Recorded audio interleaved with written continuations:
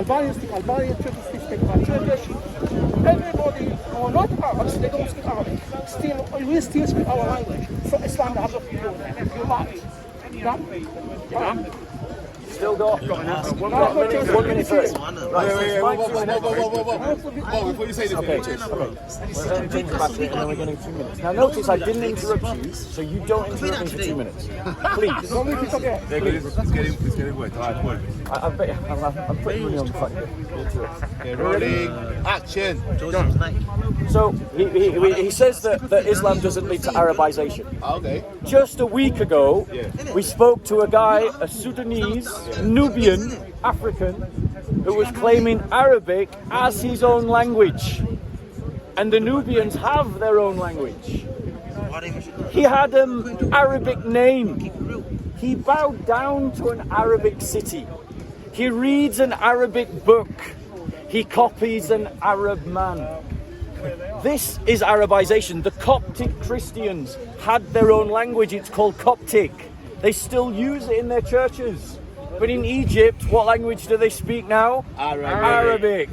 The Assyrians have their own language. It's very close to Aramaic. But what language do they speak now? Yes, am I right? Arabic. The Afghans had their own dress, but they now wear the kind of long dress that's an imitation of Arabic dress as described in Hadith. Okay. The brother says that Islam doesn't lead to Arabization. I would contend that all the evidence suggests that they do. There are plenty of Berbers, I know them, in Morocco and Algeria, who think that they are Arabs. They don't even know that they're Berbers. They don't even know their own heritage and history. They don't even know their own language. They know Arabic, not Berber.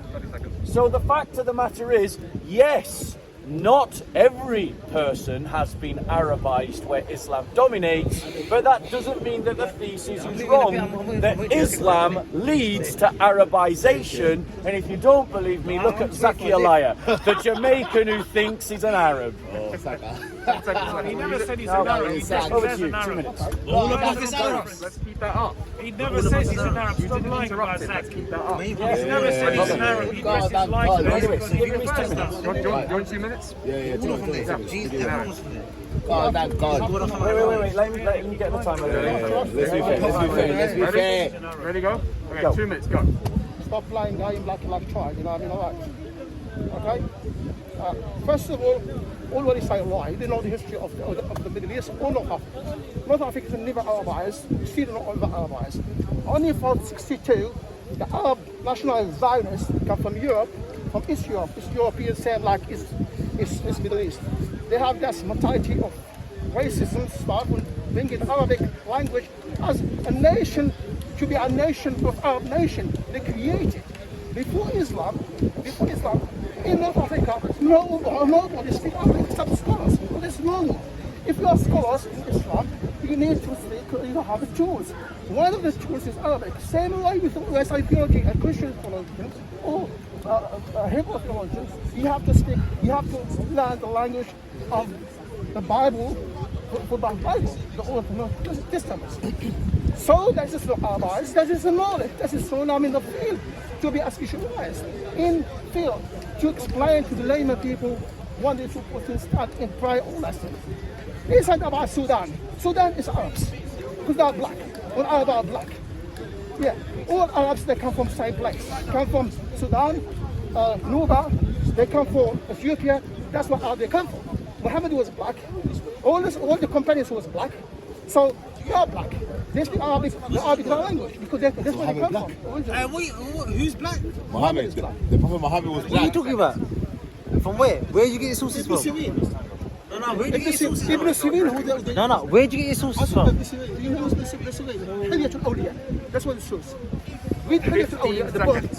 But wait, hold on, what are you, man? I'm theologian. I'm Islamic theologian. I'm master of theology. I'm giving you evidence. You can't ask me for about evidence, I'll give you evidence. 5 seconds. I don't understand what you're talking about. Yeah, I know. You know. Time. Right, brother, uncle. I did give you evidence. I did give you evidence. I've never heard this before in my life. You take it on go search. Uncle. I don't need to search. I've done my search. Uncle, do you want You to don't talk to search. me or do you want to talk to him? Have you heard the book? JC, come on. Have you heard the book? They want, come on, man. Have you heard? Let me just give my response. Have you heard? I'm asking. Have you heard? How you have the videos called Hilliard? Don't film. You are ignorant about Islam. I tell you, do you know about Islam? Do you know about Islam? I'm not saying Islam. Do you know about Islam? I'm asking about it. Why is such a big camera? What about camera? The Egyptians to the Berbers, to the Assyrians. Well, I simply suggest to all of you actually go and speak to the Coptic Christians and you go and speak to the Assyrians and you ask them if Islam led to Arabization. Go and look at Egypt today. What language is it speaking? How are they dressing? What models of behaviour? When Muslims worship God, they worship in Arabic. So the fact of the matter is, the brother doesn't know what he's talking about. And just as absolute demonstration of that he doesn't know what he's talking about, the hadiths describe Muhammad as a white man. And what was Jesus? JC will put the hadith for you. Why is it a big deal what color the prophet Muhammad was? as a white man? So why is it a So big you had deal? a white slave trader trading in black African. You want me to remind Now, you your ancestors furthermore- that went to Africa, what they furthermore- did, talking about Now, slavery. sadly, I have to shout because that's the way it goes here. Furthermore, what you have is the guy said that the Nubians were Arabs. That is how brainwashed this bloke is. He thinks that Nubian Africans are Arabs. Go and tell the Nubian Africans that they are. Oh wait!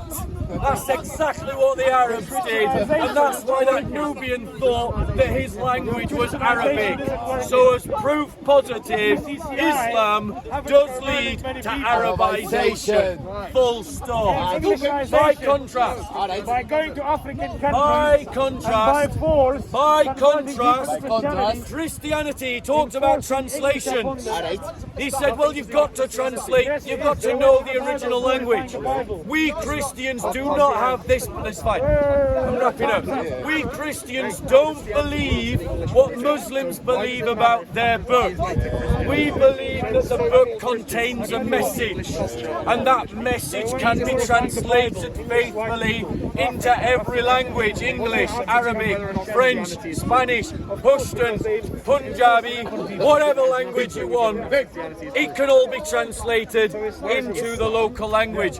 Indeed, entire alphabets, including Urdu, were invented by Christian missionaries.